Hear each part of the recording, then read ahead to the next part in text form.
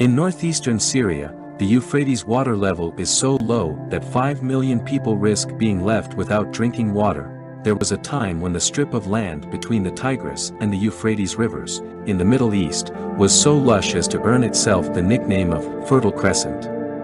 Now, however, desertification is advancing, putting whole communities in danger.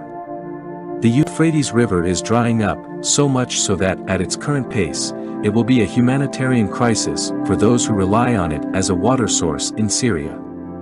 Looking at this from a surface level, it speaks of the ongoing birth pangs we see around the world.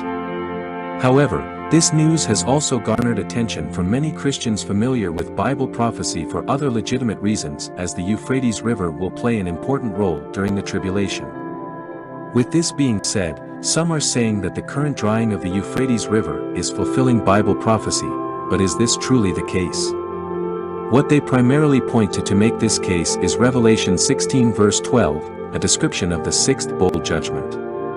Although Revelation 16 verse 12 does indeed talk about the drying up of the Euphrates, it elaborates this to us in a specific context. First, it takes place during the tribulation period and more specifically towards the end, as it's the second to last bowl judgment.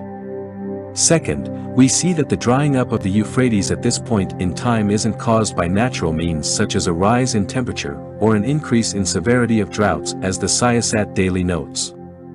It also won't be due to an intentional diminishing of water, as some believe may be occurring currently, Lifegate. What Scripture elaborates to us is that this will be done via the means of a supernatural source, the sixth bowl judgment poured out on the river by an angel, which is ultimately an expression of God's wrath, Revelation 16:1, 5-7, 9-10.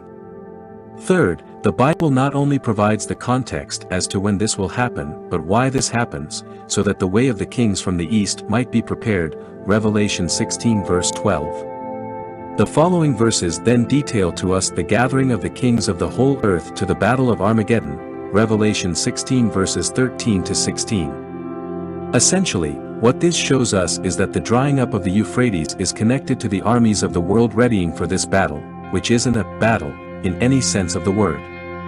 It's one judgment which sets up another judgment rendered by Christ in person to overwhelmingly defeat these armies, known as the winepress of the wrath of God, Revelation 19:15, 17-21. So is what's currently occurring to the Euphrates River a fulfillment of the sixth bowl judgment in Revelation 16?